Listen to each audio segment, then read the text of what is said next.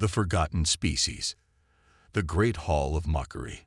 The Galactic Assembly buzzed with the chatter of 200 different species, their voices creating a symphony of clicks, hisses, and electronic translations that filled the massive crystalline dome floating in the Andromeda sector. Representatives from across the known galaxy gathered here once every solar cycle to discuss trade, territory, and the endless politics that kept their civilizations from destroying each other completely. But today, something unusual was happening. Something that made even the most serious diplomats pause their conversations to point and whisper. Walking through the great entrance hall, her boots clicking against the polished stone floor, came Admiral Sarah Chen of the Terran Federation, flanked by two junior officers whose eyes darted nervously at the towering alien forms surrounding them.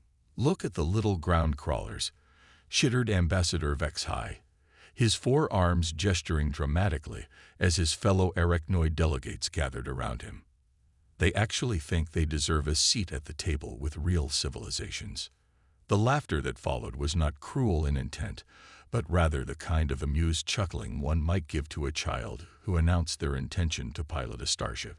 To these beings, whose ancestors had been exploring the stars for thousands of years, humanity was nothing more than an interesting curiosity.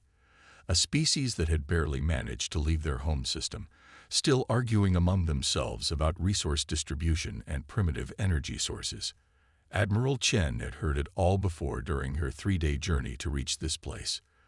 The communications channels had been full of jokes about Earth's adorable attempt at diplomacy. Some aliens had even started betting pools on how quickly the humans would embarrass themselves and retreat back to their little blue planet. The weight of expectations. But Sarah Chen was not just any human. At 52 years old, she had spent her entire adult life preparing for this moment.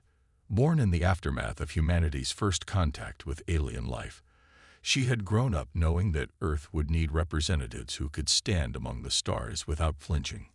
Her dark eyes, weathered by years of command, showed no fear as she approached the central podium, where speakers addressed the assembly. Behind her confident stride, however, lay a secret that not even her closest advisors fully understood. The Terran Federation that she represented was far more than the struggling collection of colonies and research stations that the galaxy believed it to be. For over 60 years, since the first alien probe had been detected entering the solar system, humanity had been playing a very different game than anyone realized. "Honored representatives," Admiral Chen began, her voice carried by the translation systems to every corner of the Great Hall. "I come before you today, not as a supplicant, but as a speaker for Earth and all human colonies. We request protected status under the Galactic Accords and formal recognition as a sovereign interstellar power." The silence that followed lasted exactly 3 seconds before the laughter began. "Protected status," wheezed General Thokran of the Hegemony, his massive form shaking with mirth. "Your species has not even mastered basic fusion technology. Your largest ship would fit in my flagship's cargo bay.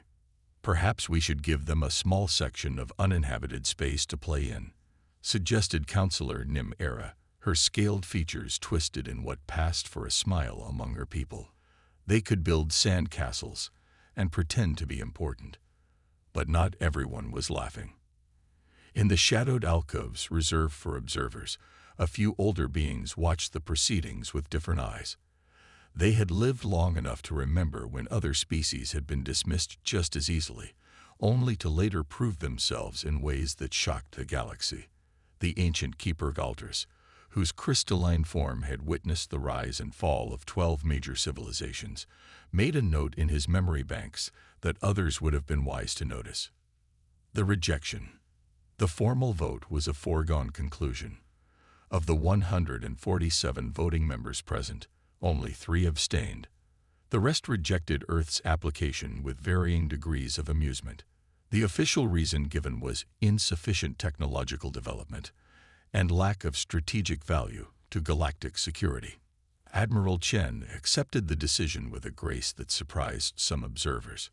She did not argue or protest, or make threats that would have only confirmed the Assembly's opinion of human primitive emotions. Instead, She simply nodded and said, "The Terran Federation acknowledges the Assembly's decision. We will, of course, continue to develop our capabilities independently." "How very diplomatic of you," Ambassador Krell of the Trade Consortium said, his tone dripping with condescension. "Perhaps in another few centuries, when you have learned to build proper starships, you might apply again." "Perhaps," Admiral Chen replied quietly, and something in her tone made a few of the more perceptive aliens lean forward slightly. "Though I suspect the galaxy might look very different by then." As the human delegation prepared to leave, most of the assembly had already moved on to other business. The trade disputes between the hegemony and the Outer Rim colonies were far more pressing than the hurt feelings of one primitive species. They had more important things to discuss than the wounded pride of creatures who still used chemical rockets for basic transportation. The signal. But as Admiral Chen's ship, the modest frigate Terra's Hope, departed from the assembly station, something happened that went unnoticed by every scanner and sensor in the area. Deep within the ship's communication array, a single pulse of energy was transmitted on a frequency so obscure that even the most advanced alien monitoring systems dismissed it as background radiation. The pulse lasted for exactly 0.003 seconds and contained only a simple message: "Silent watch is authorized. Begin Phase 1." Across the galaxy, in sectors so remote that most star charts listed them as empty space, receivers hidden in asteroids and drifting debris picked up the signal. Ancient automated systems, dormant for decades, quietly came online. Ships that had been powered down to barely detectable levels began their slow activation sequences. And in the deepest reaches of space, where even the bravest explorers feared to travel, something vast and patient stirred to life. The first disappearance. 3 weeks after the assembly meeting, a routine patrol ship from the hegemony's border fleet simply vanished. The vessel, Dominator's Pride, had been conducting a standard sweep of the Kepler Nebula when all communication ceased. Search teams found no wreckage, no distress signals, no trace that the ship had ever existed. "Equipment failure," declared the fleet commander after a brief investigation. These older patrol ships have been known to suffer catastrophic power core failures. The explosion would have vaporized everything. It was a reasonable explanation, and no one questioned it too deeply. Military fleets lost ships to accidents regularly, and the Dominator's Pride had been scheduled for replacement anyway. The crew of 47 was mourned briefly and forgotten quickly as military personnel understood the risks of service in the void. But in the weeks that followed, more ships began to vanish. A trade consortium freighter carrying rare minerals to the core worlds, a research vessel from the Scientific Union studying ancient ruins in the Vega system, a luxury transport carrying wealthy tourists to see the famous crystal gardens of Altair Prime. Each disappearance was easily explained away. Pirates, equipment failures, navigation errors that led to fatal encounters with black holes or stellar phenomena. Yet a few sharp minds began to notice patterns. The vanished ships had all been traveling through sectors that were supposedly empty. Their last known positions formed a rough circle around the outer rim of charted space, and in each case, the disappearances had occurred during periods when local space traffic was at its lightest, when no other vessels were close enough to witness what might have happened. The growing shadow. Keeper Valdris was among the first to recognize that something was wrong. His ancient mind, capable of processing information across timeframes that shorter-lived species could barely comprehend, began to detect the subtle wrongness in the pattern of disappearances. But when he brought his concerns to the assembly, they were dismissed as the paranoid fantasies of a being whose crystalline consciousness had simply existed too long. With respect, Honored Keeper, Counselor Nimera had said, "You see conspiracies and hidden meanings everywhere. These are random accidents, nothing more. The galaxy is a dangerous place." But Valdris was not convinced. In his vast memory banks were records of similar patterns from eons past. Times when civilizations that had grown too comfortable, too certain of their dominance, had found themselves facing threats they had never imagined.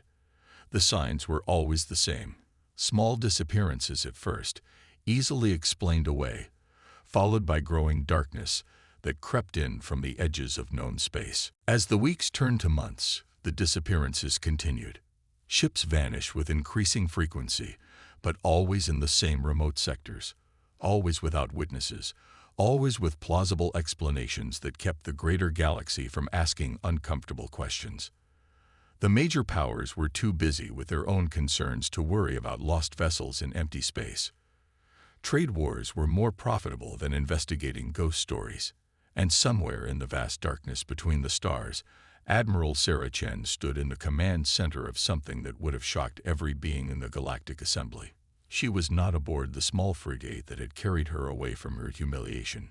She was standing in the heart of humanity's greatest secret, surrounded by technology that made the Assembly's finest ships look like primitive toys.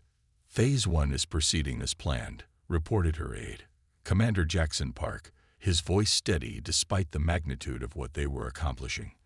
All targets have been acquired without detection. The galaxy's defensive posture remains unchanged.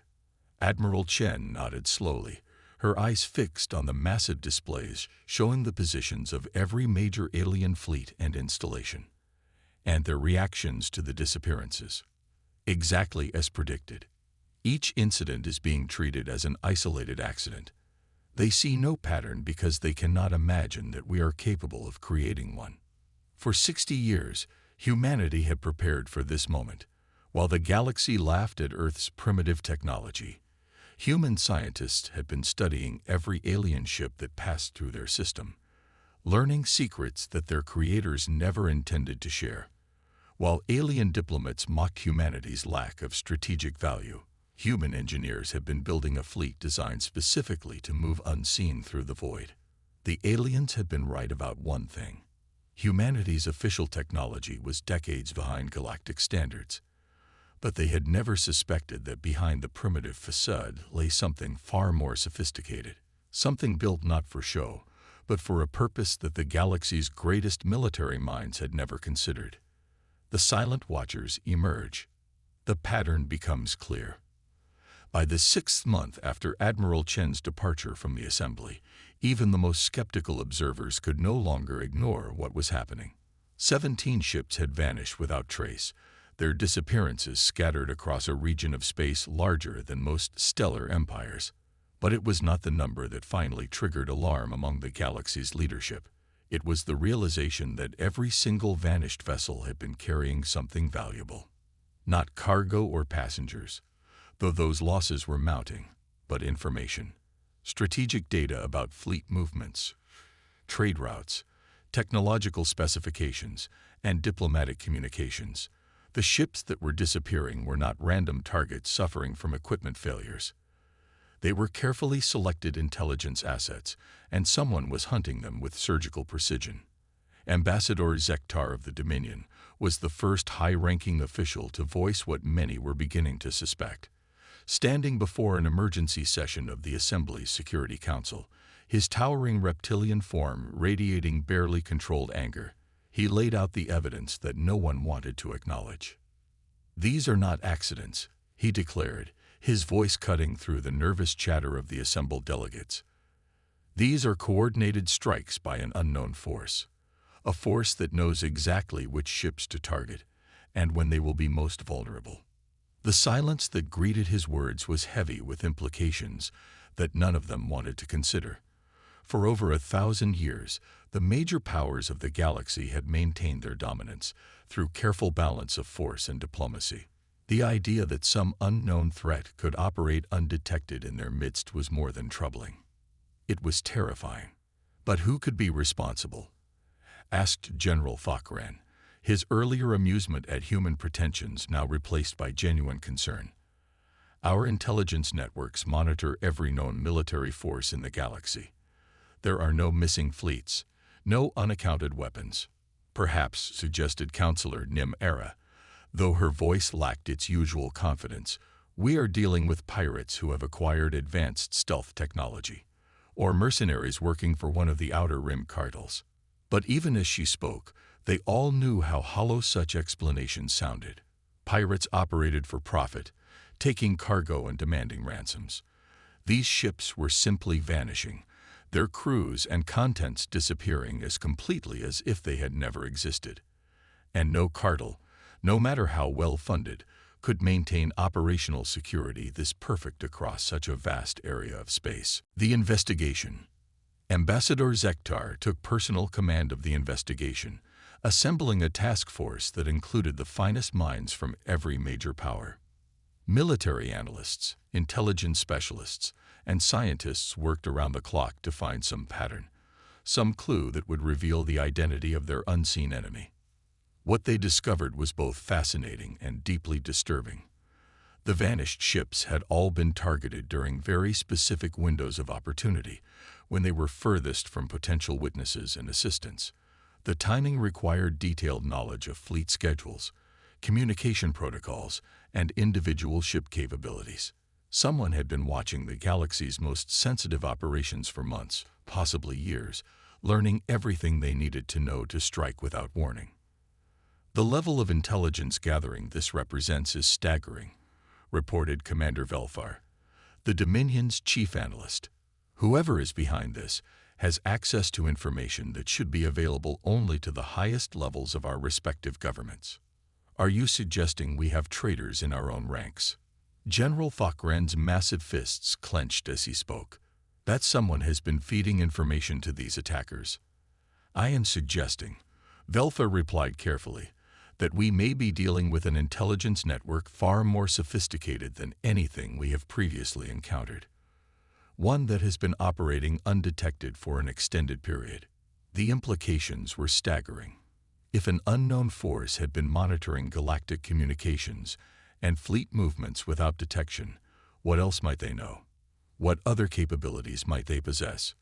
The major powers began quietly reinforcing their most critical installations and recalling their most vulnerable assets, but they were fighting an enemy they could not see or locate. The revelation. The breakthrough came not from the task force's careful analysis, but from an unexpected source. Keeper Valdres, whose warnings had been dismissed months earlier, requested an audience with the Security Council. When the ancient being appeared before them, his crystalline form pulsing with an urgency that few had ever witnessed, even the most skeptical delegates paid attention. I have searched my memory banks for similar patterns from the deep past. Valdres began, his synthetic voice carrying harmonics that spoke of vast age and experience. 3 times in galactic history have I witnessed events like these.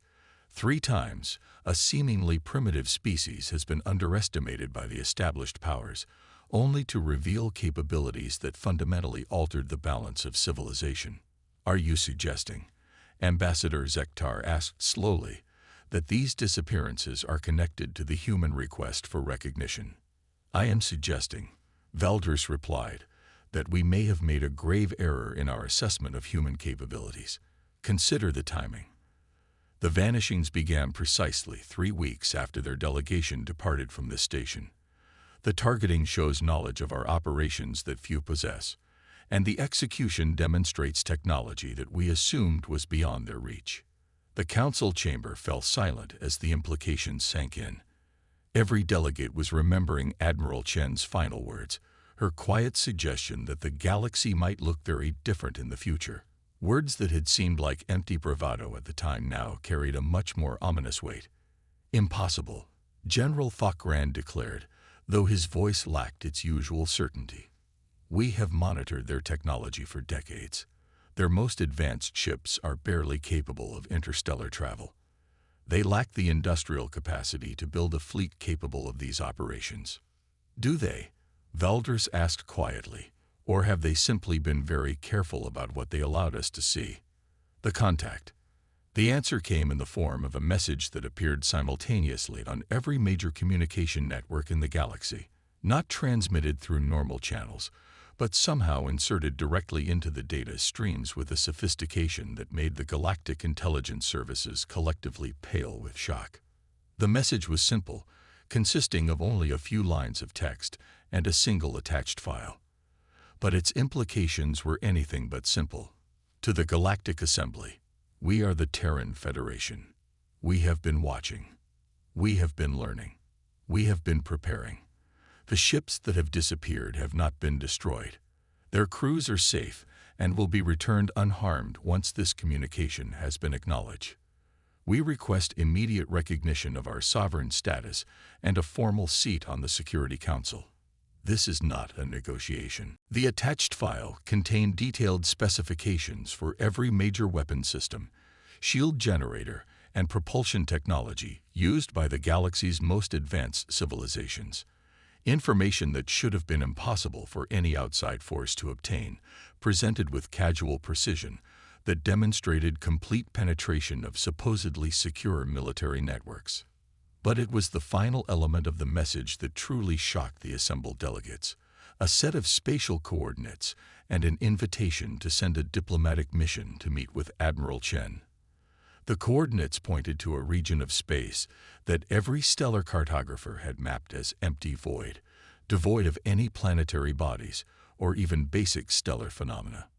The Discovery, the diplomatic mission that departed for the coordinates 3 days later, included representatives from every major power, protected by a fleet that represented the finest military technology the galaxy could deploy. They expected to find perhaps a hidden asteroid base or a cloaked space station, something that would explain how the humans had managed to operate undetected. What they found instead was something that fundamentally challenged their understanding of what was possible. Emerging from hyperspace at the designated coordinates, the diplomatic fleet found themselves facing a structure so vast that their sensors initially registered it as a natural phenomenon. Only when Admiral Chen's voice came across their communication systems did they begin to comprehend what they were seeing. "Welcome to New Geneva Station," she said, her tone carrying none of the deference that had marked her earlier appearance before the assembly. The administrative center of the Terran Federation's deep space operations. The station was not built, but grown, its organic curves and flowing lines suggesting construction techniques that were completely alien to galactic engineering principles. It stretched across hundreds of kilometers of space, its surface alive with lights and activity that spoke of a civilization far more advanced than anything the galaxy had imagined possible. But more shocking than the station itself were the ships that surrounded it.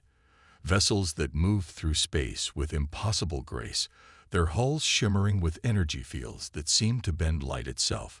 Ships that were clearly designed for stealth and speed, built by minds that understood the art of remaining unseen while moving through hostile territory. "How long?" Ambassador Zektar asked, his voice barely above a whisper as he stared at the displays showing the human fleet. "How long have you been here?" "We began construction of this facility 63 years ago," Admiral Chen replied. "Shortly after your people first visited our system and made it clear what they thought of humanity's potential. We decided that perhaps it would be better to develop our capabilities quietly, without the galaxy's attention or interference." The truth was overwhelming in its implications. For over 6 decades, while the galaxy had dismissed Earth as a primitive backwater, humanity had been building an interstellar civilization based on principles that the established powers had never considered. Not conquest or domination, but observation and preparation. Not loud declarations of strength, but patient accumulation of knowledge and capability. The ships that disappeared, Counselor Nimera managed to ask, what happened to their crews? "They are guests aboard our various facilities," Admiral Chen assured her. "They have been treated well and have learned much about human hospitality. They will be returned to you with our apologies for the deception, but we needed to demonstrate that we were not the helpless primitives you believed us to be." As the diplomatic mission was escorted aboard New Geneva Station, each delegate was forced to confront the reality that the galaxy had gained a new major power overnight, not through conquest or declaration, but through the simple revelation that humanity had been far more than anyone had imagined. In the great halls of the station, where human and alien technologies blended in ways that suggested cooperation rather than domination, Admiral Chen addressed the assembled representatives with words that would reshape galactic politics for generations to come. "We do not seek to replace the existing order," she said, her voice carrying to every corner of the vast chamber. "We seek to join it as equals, with the understanding that humanity's greatest strength has always been our ability to learn, to adapt, and to work together toward common goals. The galaxy is vast enough for all of us, if we are wise enough to recognize that strength comes in many forms." The age of human isolation was over. The age of the silent watch had begun.